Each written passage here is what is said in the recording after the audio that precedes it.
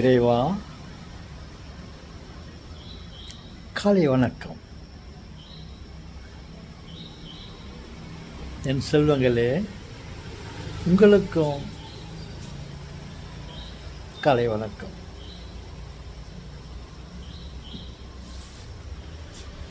Okay தாத்தா, இந்த உலக செயல்பாடுகள், உலக மக்கள் எப்போது அழிவார்கள், எப்போது அழியும்?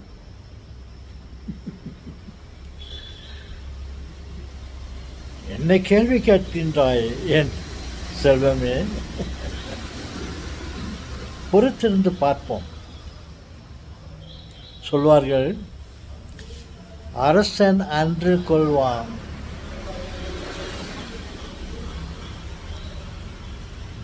அரசன் அன்றே கொள்வான். ஒரு தப்பு செய்தால் ராஜா அன்னைக்கே கொள்வான். ஆனால் தெய்வம் நின்று கொள்வோம். பொறுத்து பொறுத்து பொறுத்து சொல்ல போறீங்களா? 7 முறையா? இல்லை, 70 முறை. இன்னும் நீண்ட காலத்திற்கு பொறுத்து அதன் பிறகு கொள்வார். உலகம் அழியும், உலகம் அழிக்கப்படும். மனிதர்கள்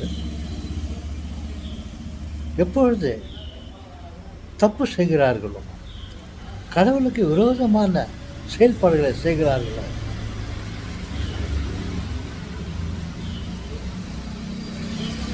கடவுளுக்கு விரோதமான செயல்பாடுகளை செய்கிறார்களோ, அதையும் பொறுத்து பொறுத்து அதன் பிறகுதான் உலகத்தையும், உலக மக்களையும், உலக பொருட்களையும், உலக உற்பத்திகள்,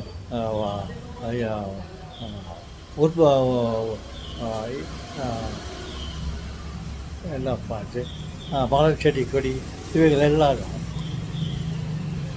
பொறுத்திருந்து கொள்வான். அதை எவ்வளோ நாள் பொறுத்து கொள்வான் சொல்வதற்கு இல்லை. பல ஆண்டு காலங்கள், பல ஆயிரம் ஆண்டு காலங்களுக்கு பிறகு இது கண்டிப்பாக நடக்கும்.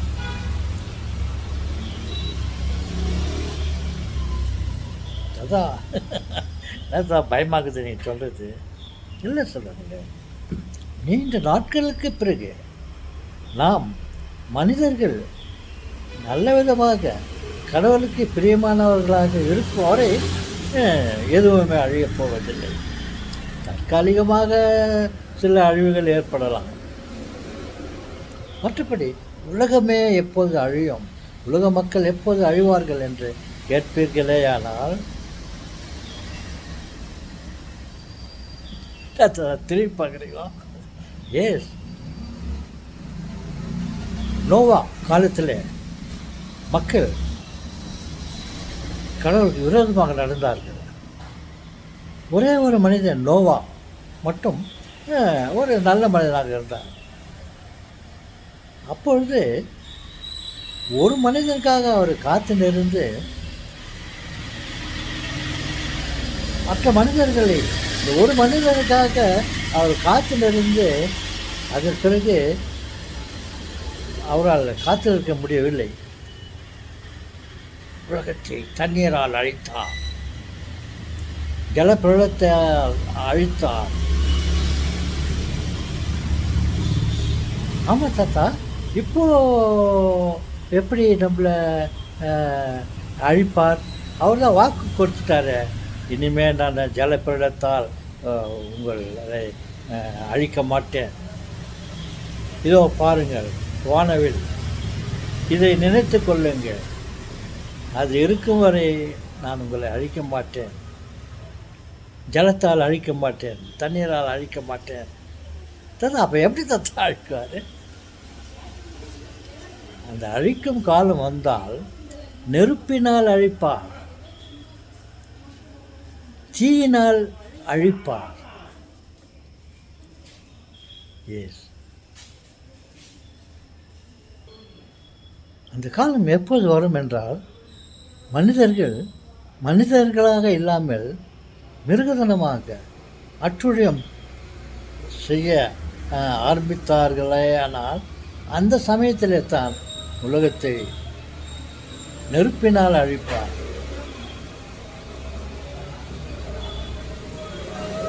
அதா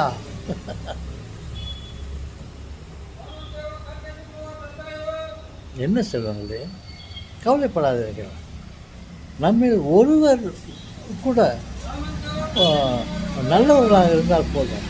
அந்த ஒருவனுக்காக யாரையும் அழிக்க மாட்டார். அந்த ஒருவனும்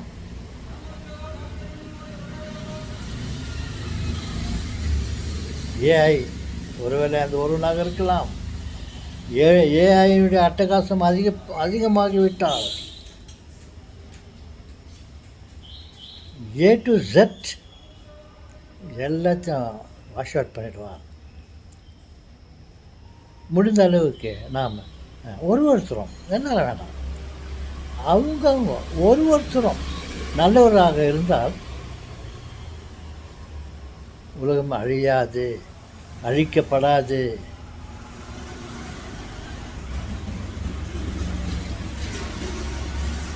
சரி தாத்தா, நான் ஒருத்தனா நான் நல்லவனாக இருக்கிறதுக்கு முயற்சி பண்ணுற தாத்தா. என் ஒருவனுக்காக இந்த உலகம் அழிக்கப்படாது என்றால் நான் என்னை தியாகம் பண்ணி கொண்டேன். நான் நல்லவனாக இருக்க முயற்சிக்கிறேன் தாத்தா. போதும் சொல்லுங்களே. எப்படி ஒருத்தரும் நான் நல்லவனாக இருக்க வேண்டும், நீதிமானாக இருக்க வேண்டும், இரக்கம் உள்ளவனாக இருக்க வேண்டும், கருணை உள்ளவனாக இருக்க வேண்டும், பாசம் உள்ளவனாக இருக்க வேண்டும், பகைமை உணர்ச்சி இல்லாமல்லவனாக இருக்க வேண்டும் என்று ஒருத்தனும் அவனை பொறுத்தவரை அவன் இதை மெயின்டைன் பண்ணி கொண்டால் உலகம் அழியவே அழியாது.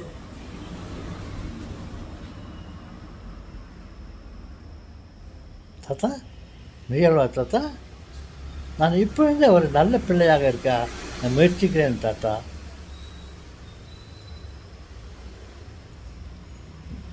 நன்றி செல்வர்களே. நாம் எப்போது மற்றவர்களுக்காக வாழ முன்வருகிறோம், நாம் இறைவனால் காப்பாற்றப்படுவோம். இரக்கம் உள்ளவர் ஒருவர் இருக்கிறார் என்றால் அது இறைவன் தான். எல்லோரும் இறைவனுக்கு பிரியமுள்ளவர்களாக இருக்க முயற்சிப்போமா? முயற்சிப்போம். இறைவா,